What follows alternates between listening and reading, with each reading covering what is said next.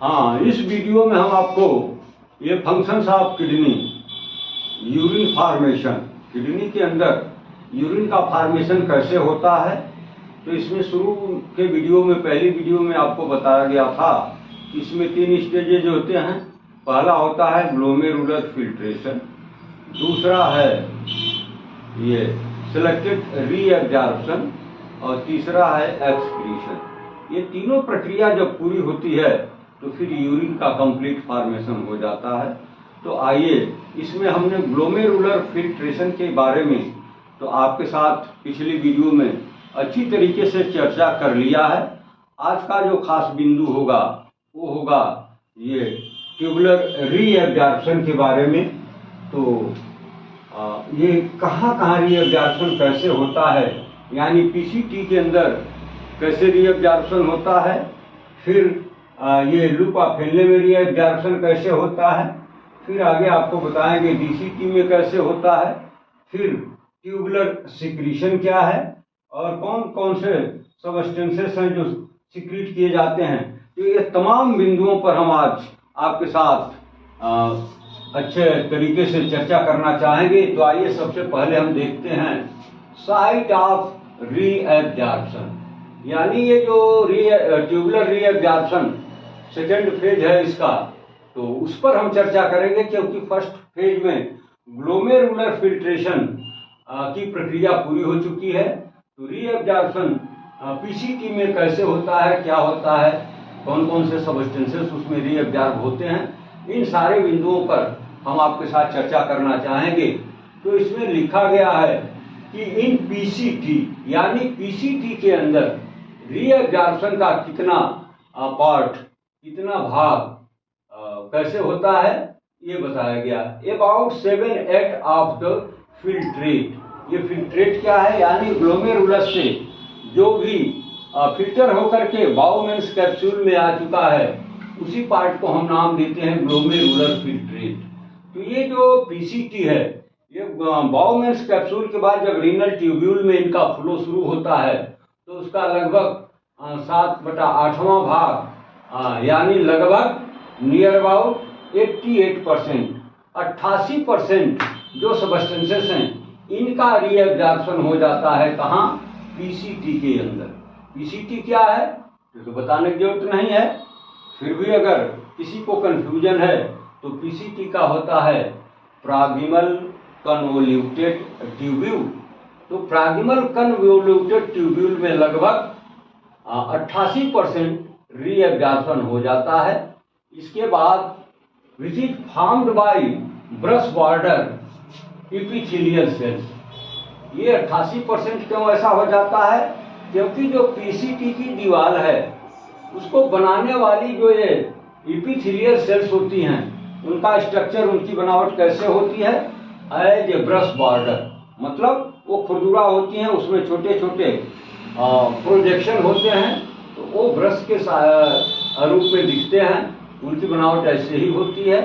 तो उन्हीं के द्वारा ये मैक्सिमम जो रीएब्जॉर्प्शन की प्रक्रिया है वो पीसीटी में कर ली जाती है। जैसा कि ऊपर दिखाया गया है 88%। इतना ज़्यादा क्यों रीएब्जॉर्प्शन यहाँ होता है, क्योंकि जो पीसीटी की दीवार है उसकी बनावट में जो एपिथेलियल सेल्स पाई जाती हैं, उनकी बनावट कैसी होती है, ब्रश बॉर्डर। ये ब्रश बॉर्डर का मतलब छोटे छोटे, ये आपने ब्रश देखा होगा जिससे आप मसूड़ों की सफाई करते हैं, दांतों की सफाई करते हैं, तो उसमें छोटे छोटे प्रोजेक्शन होते हैं। उसी तरीके का प्रोजेक्शन इन एपिथेलियल सेल्स पर भी, उनके बॉर्डर पर पाया जाता है। इससे क्या होता है कि ये जो रीएब्जॉर्प्शन की सरफेस एरिया है उसको ये बढ़ा देते हैं। जैसा कि एनाटॉमी के अंदर आपको एक टॉपिक बताया गया था, स्मॉल इंटेस्टाइन के अंदर बहुत सारी गिलाई पाई जाती हैं। गिलाई क्या है, तो वही फिंगर लाइक प्रोजेक्शन।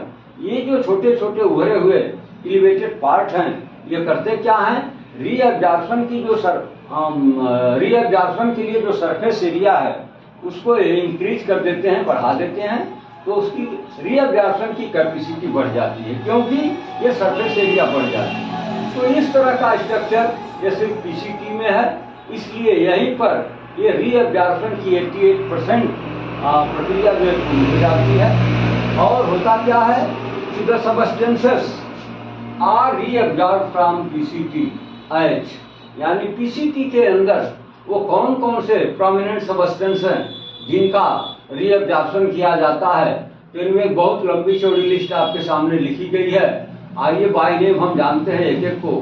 तो इसमें जो रीअब्जॉर्प्शन होता है होने वाले सबस्टेंस के लिस्ट में पहला नाम दिया गया glucose, amino acids, sodium, potassium, calcium, bicarbonates, fluorides, phosphates, uric acid and water.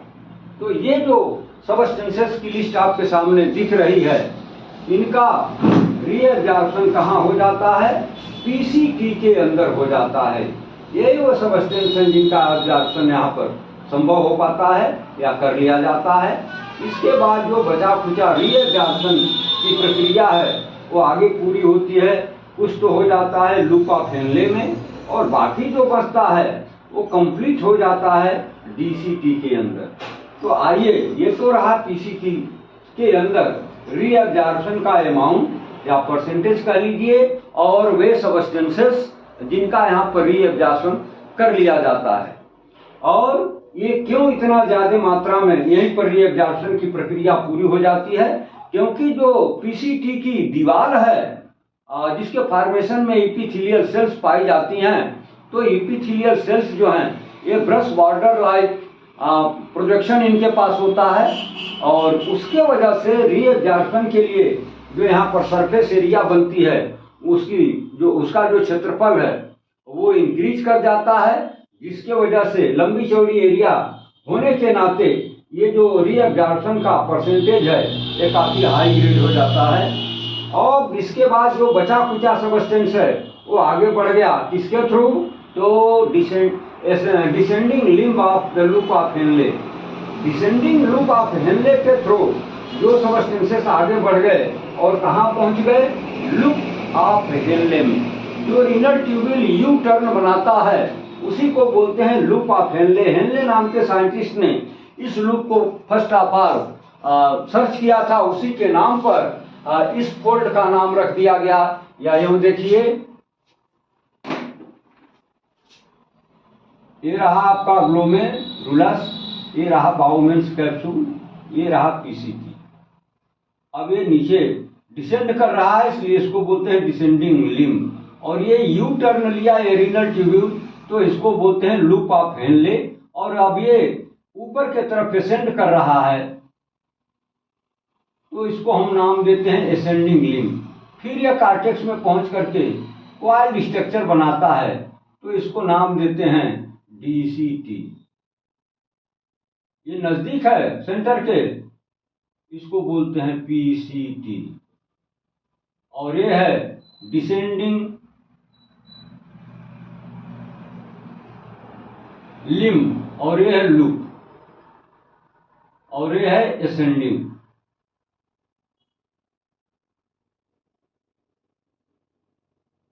Limb. तो यहीं पर कितना हो जाता है? 88%। बाकी जो 12% बचा वो ये descending limb, loop of Henley, ascending limb और DCT में जाकर के रीअब्जॉर्प्शन की प्रक्रिया जो है कंप्लीट हो जाती है। बाकी जो बचता है वो होता है फ्रेश यूरिन।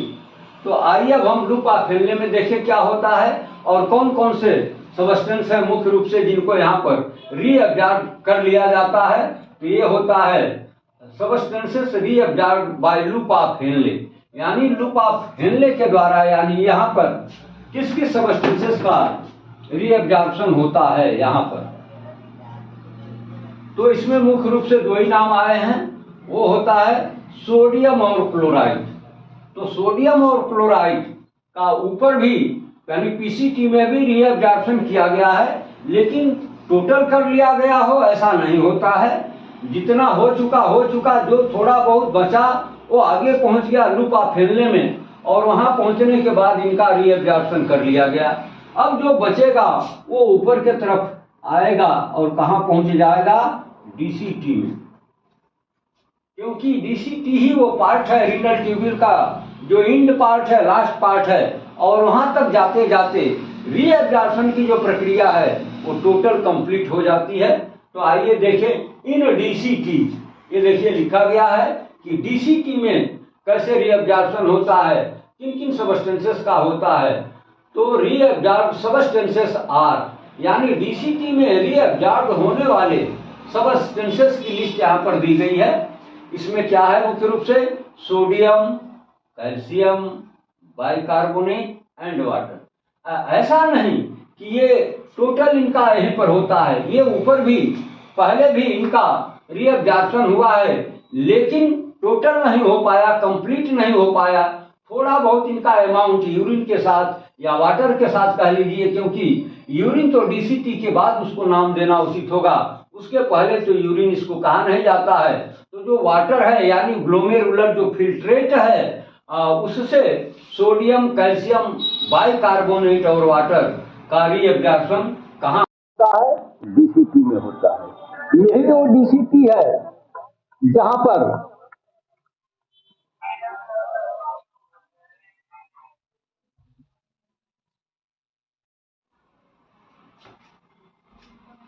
हाँ, अब डीसीटी में आपने देख लिया कि sodium, calcium, bicarbonate and water in सब का कंप्लीट रीअब्जॉर्प्शन कर लिया गया। अब इसके बाद जो बचेगा वो होगा फ्रेश यूरिन। अब वो कलेक्टिंग डक्ट यानी जो इसका नेफ्रॉन का सेकंड पार्ट होता है, कलेक्टिंग पार्ट, उसके द्वारा कलेक्ट कर लिया जाएगा और डक्ट ऑफ बेलिनाई के थ्रू रीनल पिरामिड में एंट्री करते हुए उसके अपेक्स तक जाएगा पिरामिड के, और फिर वो रीनल पैपिला के थ्रू माइनर कैलिक्स में जाकर के डिस्चार्ज हो जाता है। तो ये रहा यूरिन फॉर्मेशन। अब ये जो डीसीटी है, यहाँ पर वाटर का रीअब्जॉर्प्शन क्यों बढ़ जाता है, आपको बताया जा चुका है पहले के वीडियो में कि यही वो डीसीटी है जिसकी दीवारों में एक हार्मोन विशेष रूप से एक्टिव होता है जिसका नाम होता है एंटी ड्यूरेटिक हार्मोन ADH, और उसी के इफेक्ट से यहाँ पर वाटर का जो रीअब्जॉर्प्शन है वो बढ़ जाता है।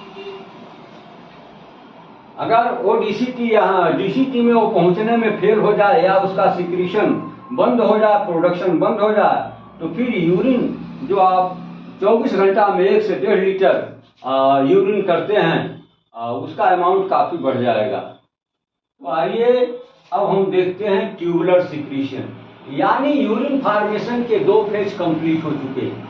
एक है पहला ग्लोमेरुलर फिल्ट्रेशन और दूसरा है ये रीअब्जॉर्प्शन।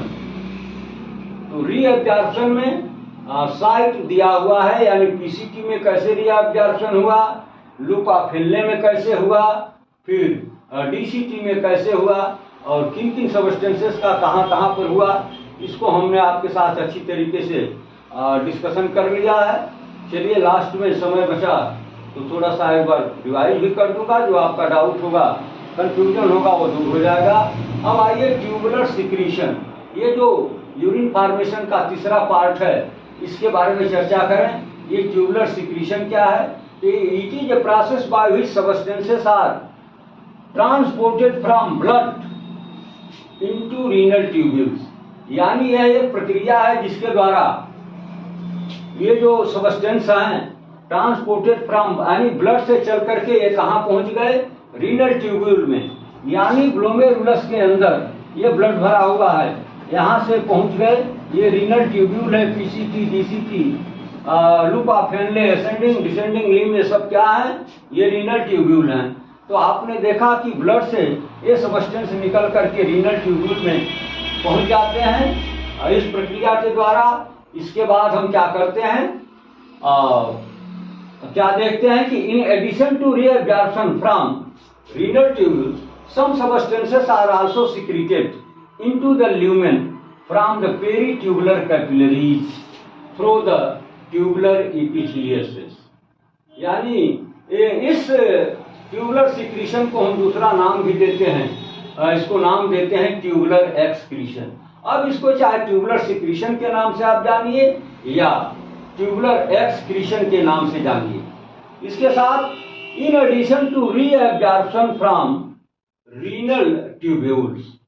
और फिर इनका जो है इन सबस्टेंसेस का कहाँ रीअब्जॉर्प्शन हो रहा है, रीनल ट्यूब्यूल के अंदर होता है। लेकिन सब substances are secreted into the lumen. कहाँ भेजे जाते हैं, कहाँ सिक्रीट किए जाते हैं, substances are also secreted into the lumen from the peritubular capillaries.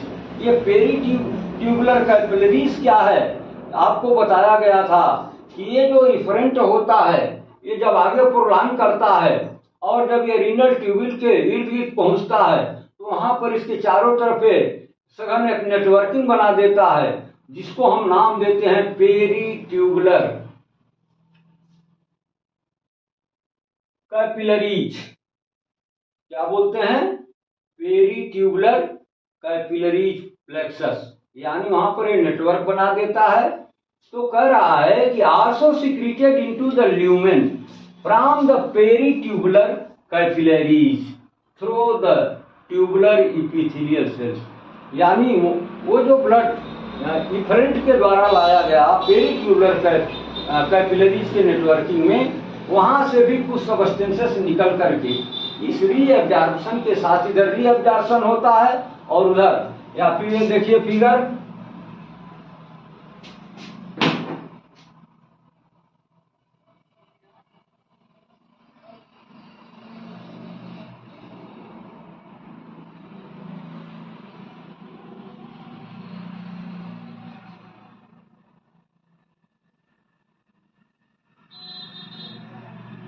तो यही है peritubular plexus.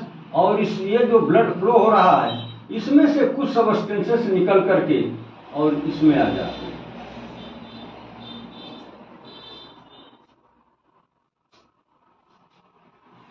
Through the epithelial cells, epithelial cells के द्वारा ये इस ट्यूब्यूल में चले जाते हैं। अब substances secreted in different segments of renal tubule. Substances secreted in different segments of renal tubules। यानी ये जो रीनल ट्यूब्यूल है, ये पीसीटी, डीसीटी, ये loop of Henley, ascending descending limb, यही तो है रीनल ट्यूब्यूल्स। तो उसी के बारे में दे रहा है कि substances secreted in different segments of renal tubule. ये जो रीनल ट्यूब्यूल के भिन्न भिन्न पार्ट हैं, वहां से कुछ सबस्टेंसेस का सिक्रीशन किया जाता है। जैसे potassium is secreted actively by sodium potassium pump in PCT. PCT में ये पोटेशियम का सिक्रीशन एक्टिवली होता है, एक्टिव प्रोसेस के द्वारा होता है।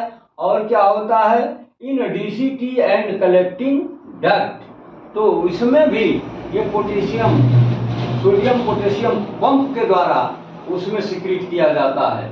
दूसरे नंबर पर है ammonia is secreted in the PCT. Ammonia is secreted in the PCT. PCT के द्वारा अमोनिया का सिक्रीशन पीसीटी में होता है। तीसरे नंबर पर है hydrogen ions are secreted in PCT and DCT maximum PCT. तो ये जो हाइड्रोजन आयंस हैं, इनका सिक्रीशन कहाँ हो रहा है, इन पीसीटी एंड डीसीटी दोनों में, लेकिन इसका मैक्सिमम अमाउंट पीसीटी में ही होता है।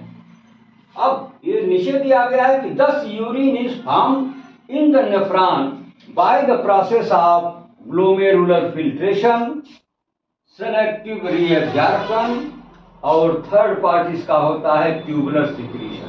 तो इस तरह से आपने देखा ये यूरिन फॉर्मेशन की प्रक्रिया पूरी कर ली गई, यूरिन फॉर्मेशन कंप्लीट हो गया। इसके बाद अब यूरिन जो है कलेक्टिंग डक्ट के थ्रू पिरामिड से होते हुए और इनर पैपिला के माध्यम से माइनर कैलिक्स, और माइनर कैलिक्स से मेजर कैलिक्स, और वहां से फिर यूरेटर के पेल्विस में एंट्री करते हुए यूरेटर के थ्रू ब्लैडर, ब्लैडर से फिर यूरेथ्रा, यूरेथ्रा से फिर बॉडी के बाहर निकल जाता है। तो ये रहा।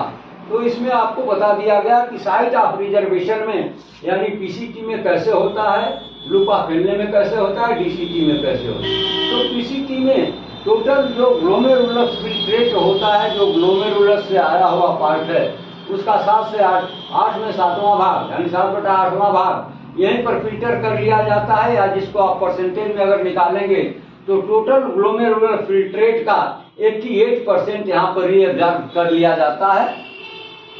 क्योंकि ये जो पीसीटी की दीवारें हैं, इनमें एपिथेलियल सेल्स जो लगी हैं वो ब्रश बॉर्डर के जैसा उनका स्ट्रक्चर है, और ब्रश बॉर्डर के वजह से इनका जो रीअब्जॉर्प्शन का सरफेस एरिया है वो बढ़ जाती है, उसका क्षेत्रफल बढ़ जाता है। यही कारण है कि यहाँ पर 88% यानी रीअब्जॉर्प्शन का जो अमाउंट है वो काफी हाई ग्रेड पर होता है।